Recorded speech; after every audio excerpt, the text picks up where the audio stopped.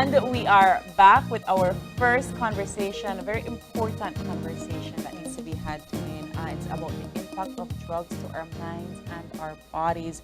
In studio with us, we have the director of NDACC at the Ministry of Health and Wellness, Mr. Esner Vellos. And joining us via Zoom is psychologist at the mental health program at the Ministry of Health and Wellness, Ms. Bianca Figueroa, via Zoom. Yeah, welcome, guys. Good morning, guys. Morning. Good morning. Good morning. So we've been having this conversation today. Of course, since the beginning of this week, with of course the lace candy and the impact that it has had on children, adults even, you know, but primarily children. I believe there were 27 or 28 of them that were affected. All different kinds of symptoms they were exhibiting, and just to think kids going through that, you know, as adults we're expected to handle these things differently, but just kids going through that, the trauma and all of that. Let's talk about, first of all, what the situation is on hand in terms of children and drugs. It has been an unfortunate situation that had happened. The National Drug Abuse Control Council, the Ministry of Health were very alarmed in terms of the situation, and we ensure that we put all our hands on the deck, right, to make sure that we can safeguard not only the lives of the 31 kids that were affected and the 4 parents or adults that were affected by the consumption of a laced substance, right, but as well as ensuring that every single kid in this country is aware that we are facing a situation whereby predators, if you want to say, are ensuring that young kids are getting these substances that are highly addictive, one, two, that are highly, that can affect them, not only in terms physically, but also in terms of a mental situation, right? I mean, we need to understand that kids are on their developing processes, right? And once they are exposed to these substances, the risk that these kids have of becoming addicts later on in the future is very concerning as well, right?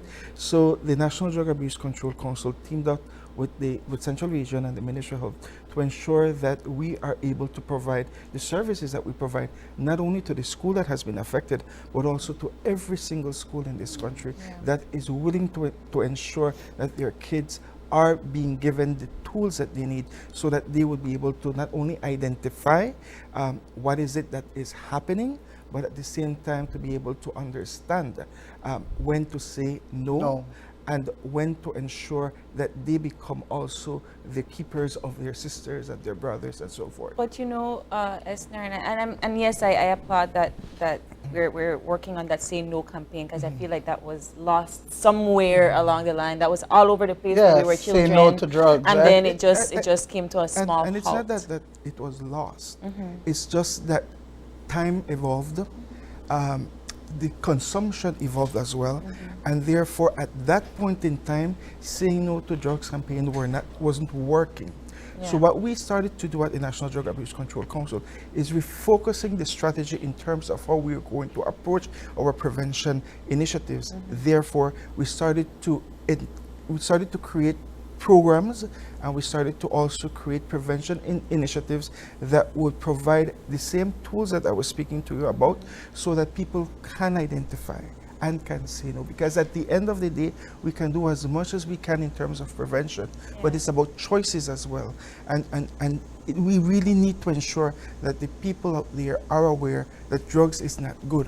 But at the same time, we have to ensure that the community itself is aware that prevention is better than cure as well. Yeah, but Is there, and I'm just going back to the situation, the reports are that the item was smelling, and so they had to dispose of it. So when it got to the kids, would they have known that this does not smell like sweet, this doesn't smell like candy, this smell like grass, or like, you know, whatever it, you know, because maybe at that point in time they're kids, so they might not be exposed to cannabis, which, Yes. as you guys know, yesterday it was confirmed by That the it National was. Forensics and Science That it- Lab that, yes, Yes. it was laced with marijuana. So, they would have, at least smelled it. Yeah. But you see, at the end of the day, kids will be kids, They right? see with their eyes. And yes, and things go in through your eyes. Yeah. And kids, in their own nature, would also want to experiment, right? Yeah. So it is becoming on us to ensure that not only the kids are aware, but also our adults. Adults have to now start to be more vigilant about what their kids are consuming, not only in school, but outside of school, right? Ensuring that, and the schools also need to be vigilant. The administration of the schools have to be vigilant as to what is being sold inside the school Yeah, and and outside of yeah. the school, so that all of us are come together and safeguard the good health and the moral well-being, not only of our kids, but also of our adults. So I want to bring Bianca into the Yes. conversation because, for the most part, when the story broke, we saw physically how this drug affected these kids. Of course, they were admitted to KHMH. Some of them had to have their stomach pumped. Some of them had to be on drips and so forth. But I want to talk about the mental state, what it does to your neurology, what it does to your brain, because it is something that these kids are between the ages of 5 to 15. 5 to yeah. 15, and your brain doesn't fully develop until you're 25, maybe, So where are we at? How do these drugs affect children's mental state? Yeah. So yeah, the mental side of it, there's the short-term effects, but there's also the long-term effects. Thankfully, this was a one-time event, so it's very unlikely that the kids may experience that long-term side of the effects. So it's more of those short-term effects that they're going to experience. So like the impairment in motor function, the disturbance in the cognition and perception. Like I know it was mentioned that some of the kids were also hallucinating. Yeah. And so that's that short term. It will stop, and it has stopped at this point because it's been a couple days. But we have to kind of realize that this was a one-time occurrence, which is good news in the light of such a horrible incident, because it won't have that long-term effect that marijuana can have on our brains, because especially like you mentioned, like adolescents in that young age, their brains aren't fully developed. So that really would disrupt their normal brain development, but that's if it's long-term use. So that's kind of that side of it. Bianca, in terms of the trauma, because Yeah. listen, No, I never want it as sweet it was again. sweet again. Yeah. And that's like you're depriving that child of, being a a child, kid, being yeah. a kid, I know. and being fearless. Let's talk about that. Yeah, like their comfort and their safety was really jeopardized on that day. Yeah. And so they're gonna maybe want to avoid eating sweets or want to avoid buying outside, and like talking about the trauma of the parents too. Like not wanting their kids to go and buy sweets anymore, and it can have a really big impact on just their day-to-day living of like questioning everything. Their trust may not be there either. Yeah. It's interesting because while I got upset Yeah. for when my sisters who are parents got upset, sure. I think the country and got I guess upset. it's out of fear that could have been my child, So I think that rightly so, they're allowed to be upset, but does it then maybe increase or causes parents to say, you know what? All right, I will be far more vigilant now with my kid. You can't buy anything from outside. You just eat where I give you. I'll give you some snacks in your bag, and that's it. I had my little brother said to me, I think the person that did this just doesn't like kids, and I don't know if I want to, because there's like people that sell ice and stuff outside the school, and he's like, so now do I go outside and can I buy an ice?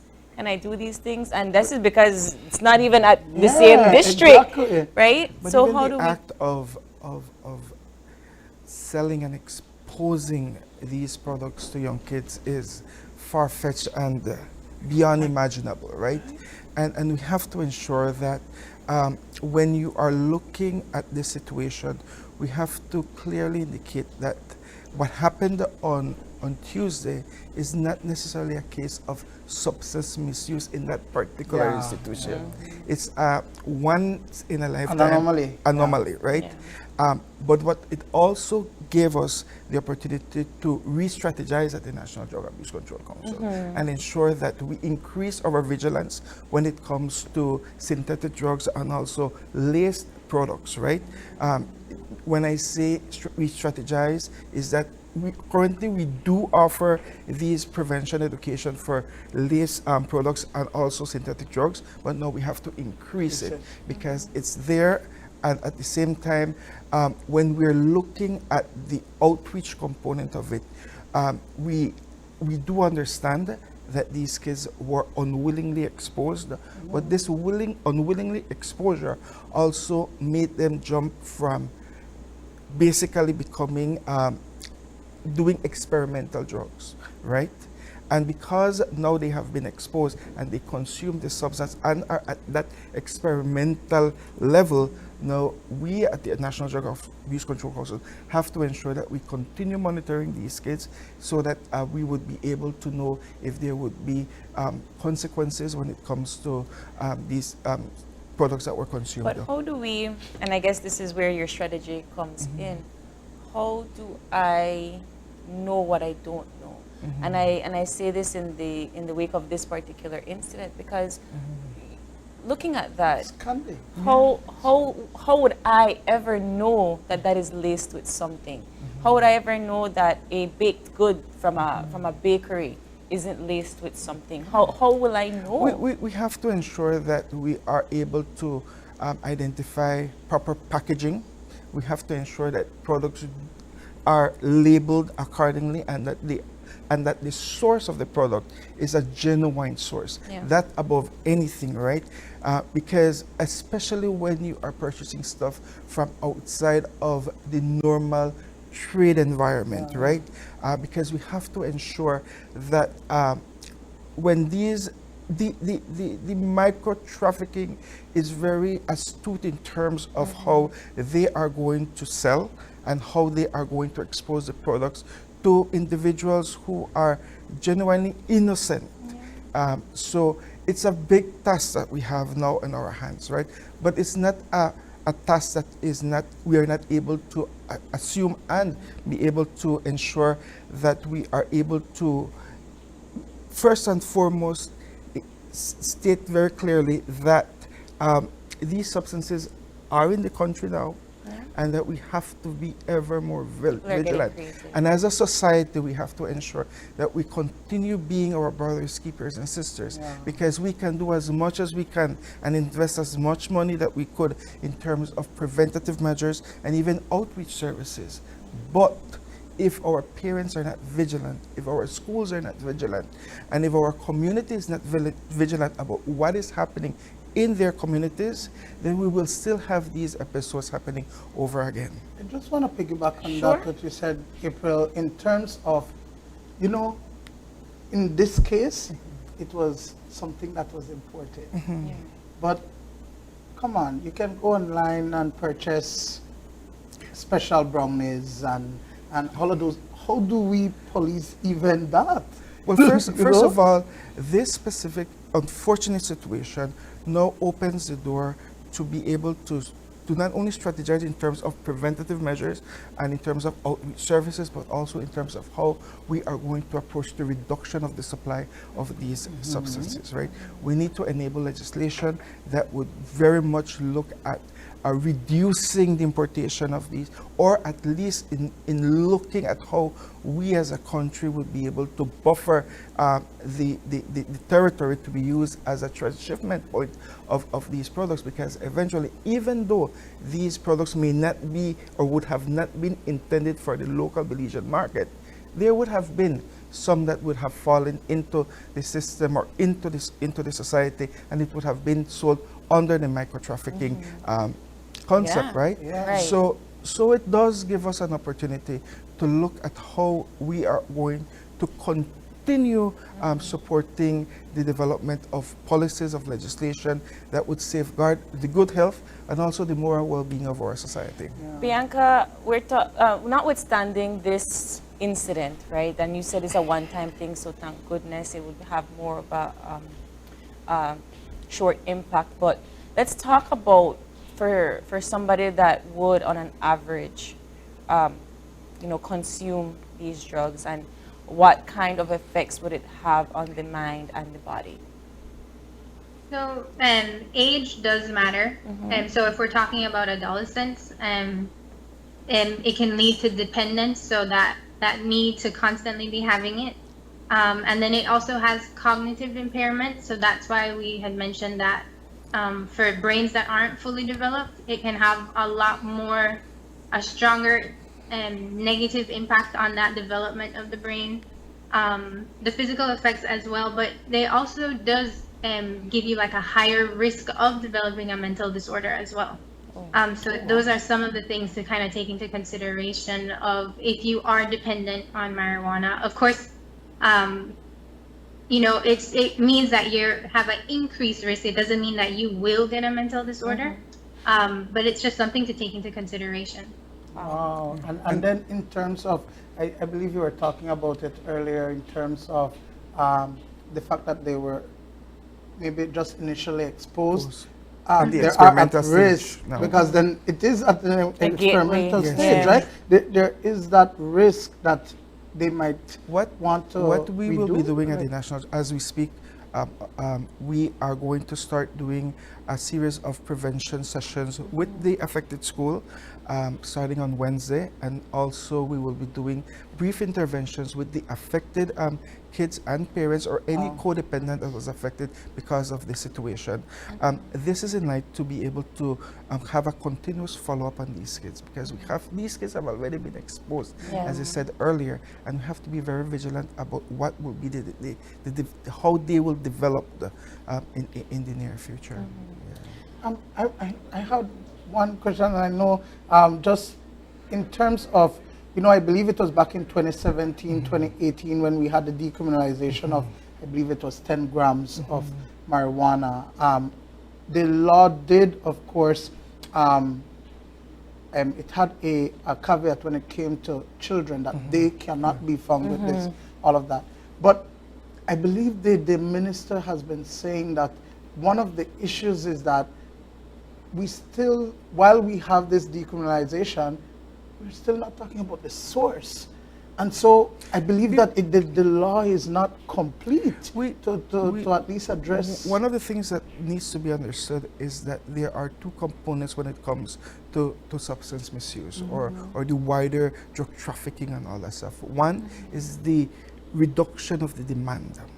And when I'm talking about the reduction of demand, I'm talking about the prevention programs that we have in the country, outreach service, ensuring that we have an early warning system, and we have effective legislations that would, like I said, reduce consumption in our country. But there's also the other component, which is the reduction of the supply. We have to ensure that that side is very much clear in terms of what are the mechanisms to ensure that we buffer the incursion of these products into the mainstream market, if you want to say, in the Belizean community.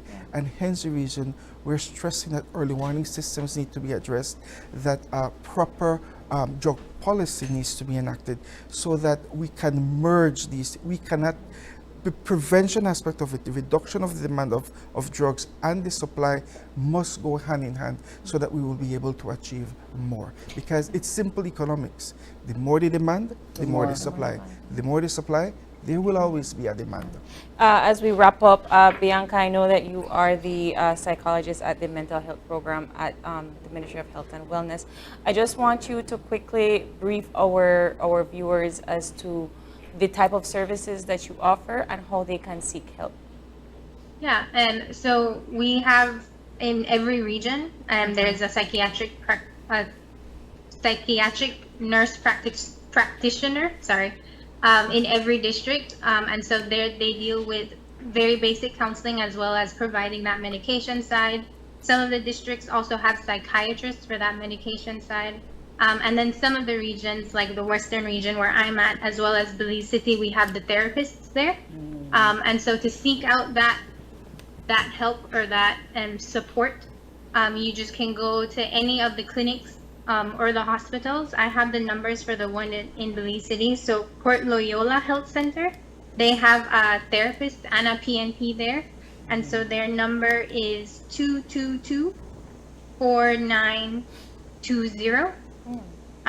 And then Cleopatra White Health Center has the psychiatrist, and their number is 223-0131. So making that call and setting that appointment, because it is appointment based, but all services are free of cost. The services, the counseling aspect, as well as the treatment is free of cost. So if people who have experienced this, this is not just a few individuals that experience this, an entire community experience this. So if you feel like you need that extra support, please reach out. The services are there. It's just for people to access them. Wonderful. Awesome. Mr. Vellos, Bianca, thank you both so much for coming in. The conversation has to continue. Yes.